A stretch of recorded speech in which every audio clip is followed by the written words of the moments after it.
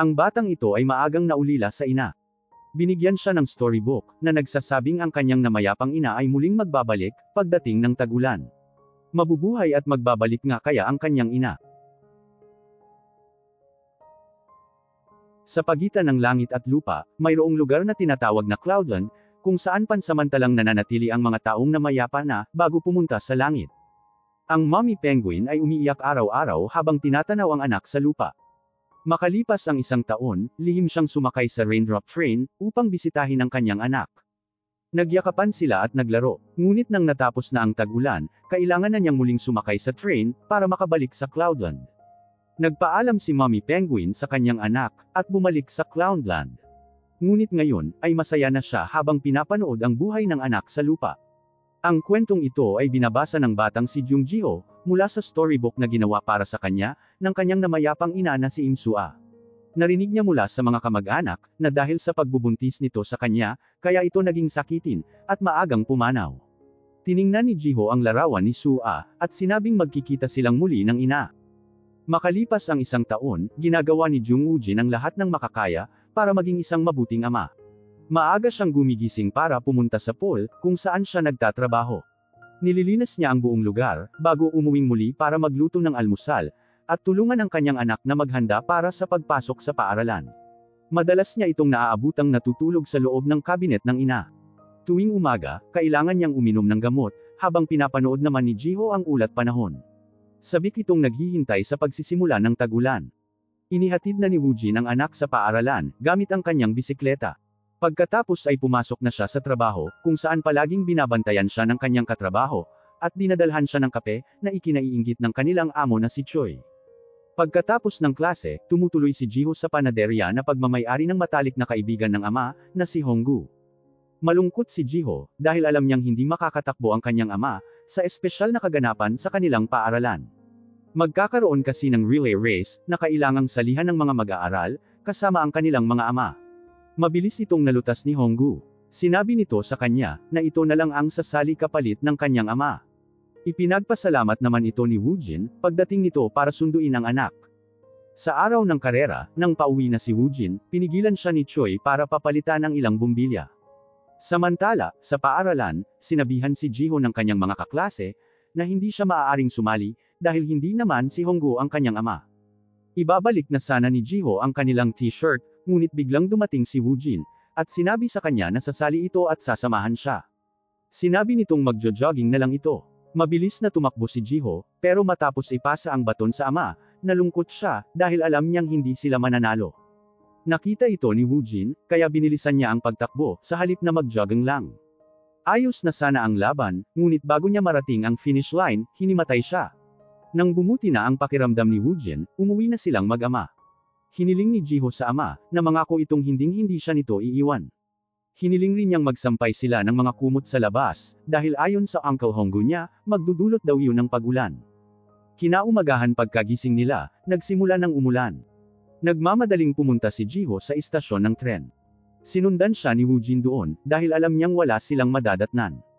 Sinundo niya ang anak, at pilit na inuwi ito, sa kabila ng mga protesta nito. Pagdating nila sa tunnel, napansin nilang tila may tao sa loob nito. Maingat na lumapit si Woojin, ngunit mabilis na itong nilapitan ni Jihyo, at nakitang ito nga ang kanyang inang si Sua. Masaya si Jihyo na makitang muli ang ina, subalit natatakot naman si Woojin, sa pag-aakalang isa itong multo. Pero totoo ngang nagbalik si Sua, ngunit may amnesia ito, at hindi sila nito nakikilala. Inuwi nila si Sua sa bahay nila. Ipinakita ni Jihyo kay Sua ang kanilang family picture, upang patunayan ang pagkakakilanlan nito, at ang isang welcome drawing na ginawa niya para sa ina. Nag-alala si Woojin, kaya saglit niyang dinala ang anak sa banyo, para kausapin ito. Sa palagay niya, ay hindi nila dapat sabihin kay Sua na namatay na ito, dahil baka matakot ito. Hindi naman sila mahihirapang magsinungaling, dahil nandoon pa din ang mga gamit nito. Ngunit paglabas ng mag-ama, sunod-sunod ang mga tanong ni Sua.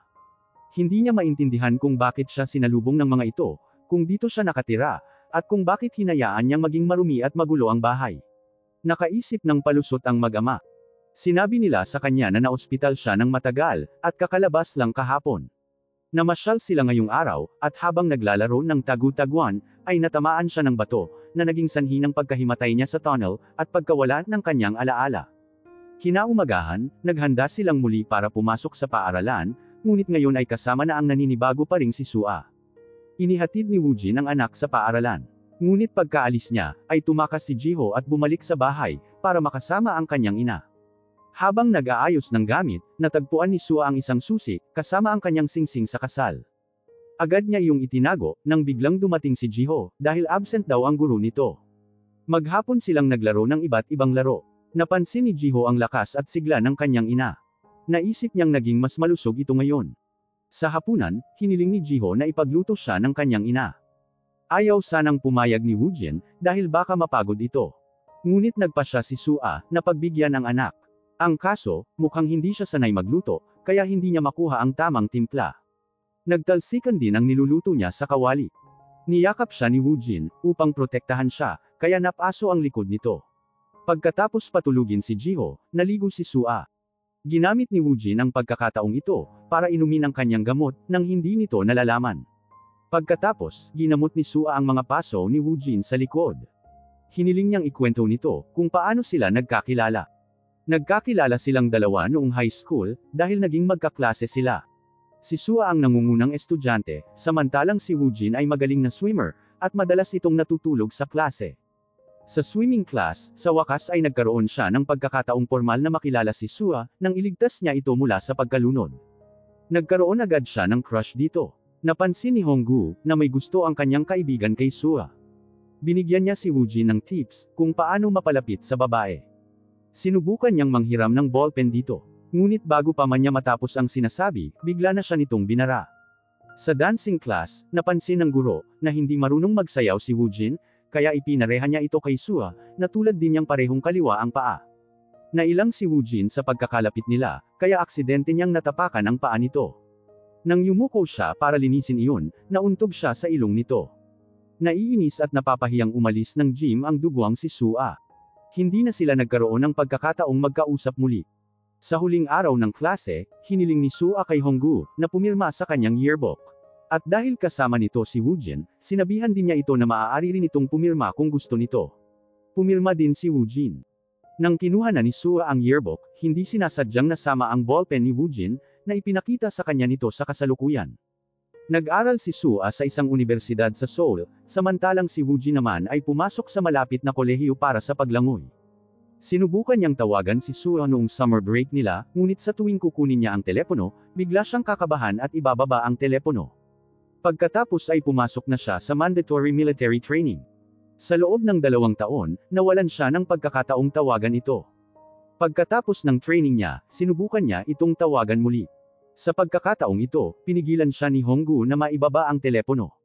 Ngunit sa halip na aanyayahan si Sua na makipag-date, ang tanging nasabi niya dito, ay gusto niyang bawiin ang ballpen na kinuha nito.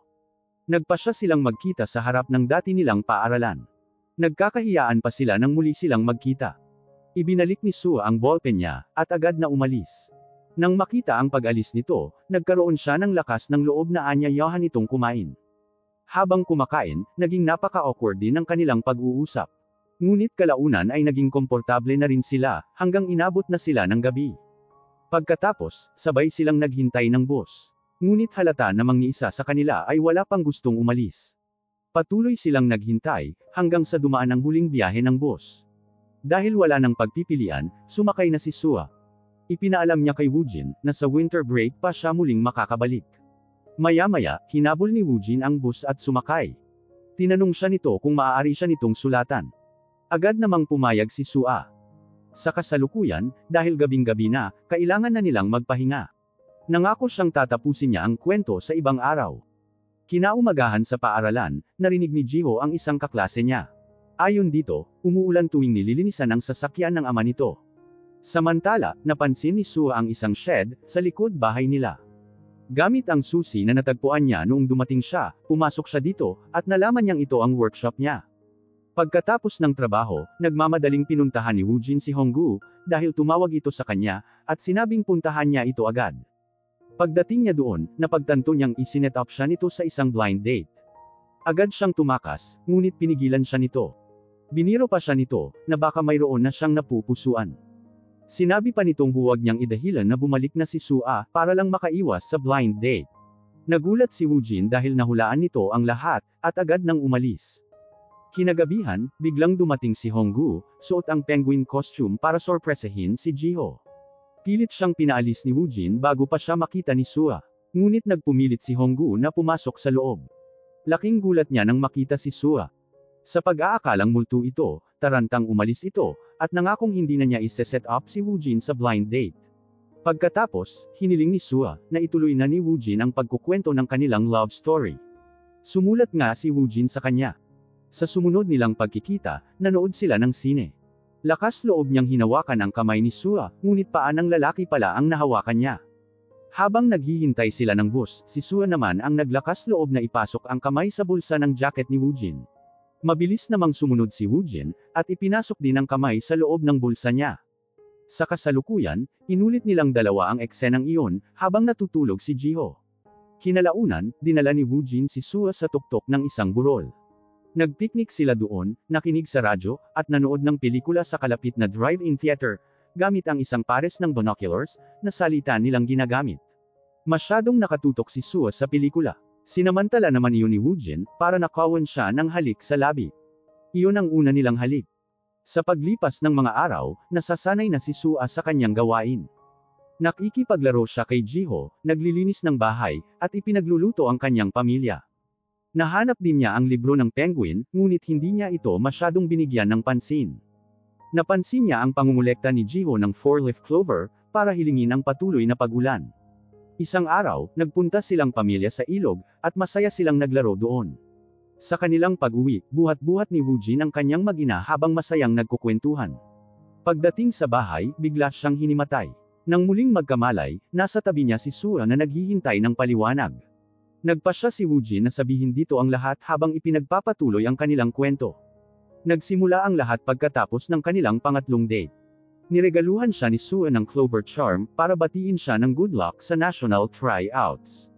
Ayaw niya itong biguin, kaya nagsanay siya ng husto. Ngunit isang araw habang nagsasanay, bigla siyang hinimatay. Ayon sa mga doktor, may problema sa kanyang utak na kumokontrol sa mga hormones. Sa tuwing matindi ang kanyang emosyon, o masyado niyang pinwersa ang kanyang sarili, nanghihina siya. Napilitan siyang lisanin ang swimming team, at nawalan na siya ng pag-asang magkaroon ng normal na buhay. Nakipaghiwalay din siya kay Sua, nang hindi sinasabi ang tungkol sa kanyang sakit. Lumipas ang isang taon, ngunit hindi pa rin niya ito makalimutan. Pumunta siya sa Seoul para makita ito sa huling pagkakataon. Ngunit pagdating niya sa universidad nito, nakita niya itong sumakay sa kotse ng isang lalaki. Umalis siyang hindi nakikipag-usap dito, matapos mabitawan ang Cloverleaf Charm. Simula noon, hindi na niya sinubukang makipag-ugnayan pa kay Sua. Ngunit pagkaraan ng ilang buwan, nakatanggap siya ng tawag sa telepono. Agad siyang pumunta sa istasyon ng tren, at sinalubong si Sua. Umiiyak na niyakap siya nito at sinabing sila ang itinadhana. Di nagtagal, nag-propose siya dito, na agad naman itong tinanggap, kahit tutol ang mga magulang ni Sua. Mas pinili pa kasi nitong ihinto ang pag-aaral, at maging may bahay na lang. Nang matapos ang kwento, natulog silang magkayakap. Kinabukasan, hiniling ni Jiho na pumunta ang magulang sa school concert nila, dahil kasama siya sa mga kakanta. Sa paaralan, nag-ensayo sila Jiho sa pagkanta, kasama ang kanyang mga kaklase. Kailangan din nilang ibahagi ang kanilang mga pangarap para sa hinaharap. Dahil siya ang pinakamabilis na mananakbo sa klase, pangarap niyang maging professional runner, at manalo sa Olympics. Samantala, nakita ni Sua ang kanyang lumang diary, at nalaman ang katotohanan tungkol sa nangyari sa kanya. Ngunit inilihim niya ito sa kanyang mag-ama. Sa halip, tinuruan niya si Jiho ng mga gawaing bahay, maglinis ng sarili at magluto ng ilang simpleng pagkain, para matulungan itong mapagaan ang mga gawain ng ama. Samantala, tinakpan ni Woojin at Honggu ng mga kahoy ang tunnel. Umaasa siyang mapipigilan nito ang pagbabalik ni Sua sa Cloudland. Dahil malapit nang matapos ang tag-ulan, malungkot na ang lahat. Isang araw habang nasa trabaho, nakatanggap si Woojin ng tawag, mula sa ina ng kaklase ni Jiho. Naabutan kasi ng ginang, na nililinisan ni Jiho ang kotse niya. Hindi nagsalita si Jiho. Humingi ng paumanhin si Woojin para sa ginawa ng kanyang anak. Nabahala siya sa sinabi ng ginang, na marahil ay kailangan ni Jiho ng therapy, dahil malinaw na ang kawalan nito ng ina, ay nagdulot dito ng mga emosyonal na issue. Sa kanilang pag-uwi, umiiyak na umamin si Jiho. Nilinisan niya ang sasakyan, dahil ayaw pa niyang umalis ang kanyang ina. Ang sabi kasi ng kaklase niya, umuulan tuwing nililinisan ang sasakyan. Kinabukasan, nalungkot si Woojin nang makitang nilipad ng hangin, ang mga itinakip na kahoy sa tunnel. Samantala, pinuntahan ni Sua si Honggu, para humingi dito ng malaking pabor. Pagkaraan ng ilang oras, umuwi siya dala ang isang cake. Masayang ipinagdiwang nila ang kaarawan ni Jiho. Maya-maya, habang pinagmamasdan ng ulan, sinabi ni Sua na sana ay lumaki si Jiho na kasing gwapo ng kanyang ama. Pagkatapos ay emosyonal silang nagyakap. Pagsapit ng araw ng konsyerto, hindi agad nakaalis si Woojin, dahil iniligtas niya ang amo. Nagsimula na ang concert, ngunit ayaw kumanta ni Jiho, dahil wala pa ang kanyang mga magulang. Nang siya na ang magsasalita para sabihin ang pangarap niya, nanatili siyang tahimik. Nang sandaling iyon, sa wakas ay dumating si Sua. Hindi na niya nahintay ang asawa. Nang makita ni Jiho ang ina, nagsimula na siyang magsalita. Sinabi niyang mahusay siyang tumakbo, ngunit pinag-aaralan din niyang mabuti ang lahat ng mga bagay na itinuro sa kanya ng kanyang ina. Ipinangako niyang aalagaan niyang mabuti ang kanyang ama. Pagkatapos ng konsyerto, sumikat na ang araw. Napagtanto ni Sua na kailangan na niyang magmadali, bago pa mawala ang huling patak ng ulan. Nagsimula siyang pumunta sa tunnel. Napansin din ni Jiho ang araw. Nakita din ito ni Woojin, nang magkamalay siya sa ambulansya. Nagmadali silang tumakbo patungo sa tunnel. Naunang dumating si Jiho, at niyakap si Sua. Nakiusap siyang huwag siya nitong iwan. Humingi din siya ng tawad sa ina dahil siya ang dahilan kung bakit ito maagang pumanaw. Narinig kasi niya ang sinabi ng mga kamag-anak nila sa burol ng ina, na dahil sa pagbubuntis nito kaya ito nanghina. Umiiyak na sinabi sa kanya ni Sua, na hindi niya iyon kasalanan. Sinabi din nitong naging mas masaya ang buhay nito, nang ipanganak siya. Samantala, natagalan si Woojin sa pagpunta sa tunnel. Una, naaksidente siya habang nagbibisikleta. Kinailangan niyang tumakbo na lang. Ngunit hindi nagtagal, ay nagsimula na siyang mahilo at natumba. Naalala niya ang pag-uusap nila ng asawa, nang nagdaang gabi, habang pinagmamasdan nilang magkasama ang ulan. Humingi siya ng tawad sa asawa, dahil nabigo siyang mapasaya ito. Ngunit tumanggi si Sua, at sinabing labis niya itong napasaya. Gusto nitong patuloy siyang mabuhay para sa kapakanan ng anak nilang si Jiho. Dahil dito, nakahanap si Woojin ng lakas para bumangon at muling tumakbo. Narating niya ang tunnel sa tamang oras, at nakita si Sua bago ito naglaho sa tunnel. Matapos mawala ni Sua, pinili nilang mamuhay ng masaya. Naging mas maayos na ang buhay ng mag-ama, ngayong nakakatulong na si Jiho sa mga gawaing bahay. Naging swimming instructor na rin si Woojin. Isang gabi, pagkatapos uminom ng gamot, nakita niya sa ilalim ng bag ang isang susi, at isang note mula kay Sua, na nagsasabing magpunta siya sa shed, at basahin ang kanyang diary. Dito niya nalaman ang bersyon ni Sua sa kanilang love story. Nakita na ni Sua si Woojin sa isang eskinita, bago pa sila magkita sa paaralan. Doon pa lang ay nagkaroon na siya ng crush dito. Masyado siyang kabado na makipag-usap dito, lalo na at napahiya siya dito, noong nalunod siya. Dahil sa kanyang pagkabalisa, nasupladahan niya ito noong manghiram ito ng ballpen. Sinadya niya din ang hindi maayos na pagsayaw, para maipares siya dito. Ang pagpapapirma niya kay Honggu sa yearbook, ay paraan lang din niya para makausap si Woojin. Iningatan niyang mabuti ang ballpen bilang alaala nito sa kanya. Noong nag-aaral pa siya sa universidad, maraming beses din niyang sinubukang tawagan ito, ngunit hindi ganoon kalakas ang loob niya. Sa huli, si Woojin pa rin ang unang tumawag sa kanya. Noong muli silang magkita, lumala na naman ang kanyang pagkabalisa, dahil akala niya ay ballpen lang ang gusto nito. Buti na lang, ay nagkusa nang nag-ayang makipag-date si Woojin. Pagkatapos ay nangyari ang break-up, ngunit hindi niya pa rin ito makalimutan. Nang araw na makita siya nitong sumakay sa kotse ng kanyang kaklase, agad siyang bumaba nang mapansin niyang naghihintay si Woojin sa kanya. Sinundan niya ito at pinulot ang Clover Charm. Ngunit pagtawid niya sa kalsada, nabangga siya ng isang van. Nawalan siya ng malay pagkatapos. Nang magising siya, natagpuan niya ang sarili sa tunnel. Nalaman niyang napunta siya sa hinaharap. Wala man siyang maalala, ngunit muli niya itong minahal, at naging masaya siya sa bawat minutong magkasama sila. Nang bumalik siya sa tunnel, nagbalik siya sa nakaraan, at nagising sa ospital, pagkatapos ng 6 na linggong pagkakoma. Natakot siya sa hinaharap na kanyang nakita. Ayaw niyang mamatay ng maaga. Ngunit alam niyang kapag pinili niyang baguhin ang kapalaran niya, hindi siya magiging masaya. Iyon ang dahilan kung bakit niya tinawagan si Woojin para magpasundo dito, at sabihing sila ang itinadhana. Makalipas ang 10 taon, inilagay ni Woojin ang diary sa isang kahon, para iregalo kay Jiho sa kanyang kaarawan. Naroon din si Honggu dala ang cake, at ang huling birthday card para kay Jiho. Ito ang malaking pabor na hiniling ni Sue sa kanya. Gumawa si Sue ng card para sa bawat kaarawan ng anak, hanggang sa ika-20 taong kaarawan nito. Nagpaalam si Jiho para makipag-date, ngunit nangako ito kay Woojin na uuwi ng maaga, para maghanda ng hapunan para sa kanyang ama.